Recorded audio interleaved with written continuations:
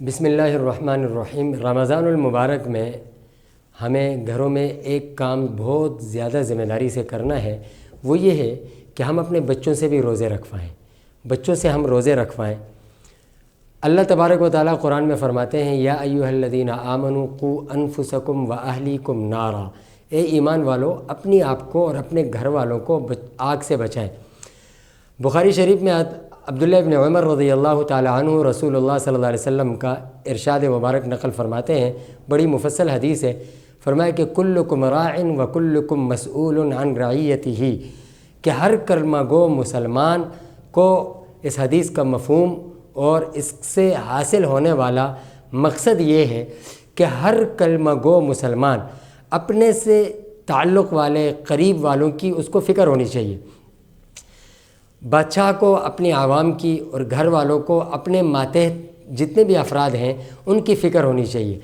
تو اس آیات اور حدیث کی روشنی میں ہم یہ دیکھیں تو یہ پتہ چلتا ہے کہ ہر شخص کو اگر یہ فکر ہے کہ میں اللہ کا حق ادا کروں، میں روزہ رکھوں، میں نماز پڑھوں، میں گناہوں سے بچوں، میں اللہ کو راضی کرنے والا بن جاؤں، تو اس کے ساتھ ساتھ یہ فکر بھی ہونی چاہیے کہ میرے گھر کے لوگ، میرے بچے، میرے گھر کی خواتین، وہ بھی ان نیک اعمال کی طرف آئیں اور وہ بھی نیک زندگی اختیار کریں، اللہ کو راضی کرنے والے بن جائیں، اللہ سے تعلق کو مضبوط بنانے والے بن جائیں۔ یہ فکر ہونی چاہیے۔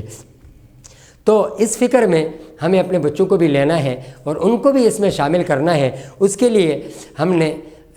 بچوں سے رمضان میں پریکٹس اور مشق کے طور پر روزے رکھوانے ہیں۔ حضرت شیخ الحدیث شیخ زکریہ نور اللہ مرقدہ لکھتے ہیں کہ صحابہ اکرام رضوان اللہ تعالی علیہم اجمعین کی اولاد کے دلوں میں جو دین کا جذبہ تھا وہ ان کے بڑوں کی تربیت کا ثمرہ تھا۔ کس طریقے سے؟ جس طرح بڑوں نے ان کی تربیت کی تھی اسی طریقے سے ان بچوں کے دل میں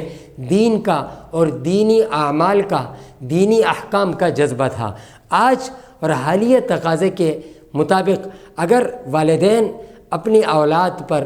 دین کے معاملات میں سختی کریں شروع سے، تو شروع سے ان کی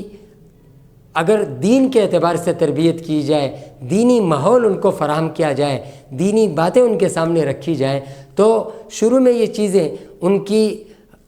بطور مجبوری کے آپ سے ڈر کر وہ کریں گے اور بعد میں جا کر وہ چیزیں ان کی عادت بن جائے گی اور پھر زندگی بھر وہ کرتے رہیں گے۔ آج ہم شفقت کے طور پر بہت سے بچے جب غلط کر رہے ہوتے ہیں تو ہم بچہ سمجھ کر ان کو اگنور کر دیتے ہیں اور اس کو ہم وہاں پر چشم پوشی اختیار کر لیتے ہیں۔ اس کا بہت بڑا نقصان یہ ہوتا ہے کہ وہ بڑے ہو کر پھر وہ اس وقت کی بچپن کی چھوٹی غلطی ہوتی ہے، لیکن جب وہ بڑے ہو جاتے ہیں تو وہ چھوٹی غلطی پھر بڑی غلطی بن جاتی ہے اور وہ اس طریقے سے دور ہو جاتے ہیں اور دین سے بھی دور ہو جاتے ہیں، اعمال سے اور احکام سے بھی دور ہو جاتے ہیں۔ تو اس لیے بچوں سے روزے رکھوائیں۔ اگر وہ سارا دن روزہ نہیں رکھ سکتے تو جتنا حصہ دن کا وہ روزہ برداشت کر سکتے ہیں اتنا حصہ انہیں آپ بھوکا پیاسا رکھیں اور ان کو افطار میں اپنے ساتھ شامل کریں، ان کو سحری میں جگائیں، تراویح میں ان کو مسجد لے کر آئیں، ان کو بتائیں کہ دیکھیں ہم مسجد چلتے ہیں، آپ کے ابا حضور کس طرح اللہ کی عبادت کر رہے ہیں، بیٹا آپ جا کر دیکھیں آپ کے ابا کس طرح اللہ کے سامنے سجدہ کر رہے ہیں، آپ کے انکل جو سامنے رہتے ہیں وہ مسجد جا رہے ہیں، ہم دیکھیں گے کہ انکل جی کس طرح سجدہ کر رہے ہیں۔ یاد رکھیں جو بچہ گھر میں مادری زبان والدین سے سیکھتا ہے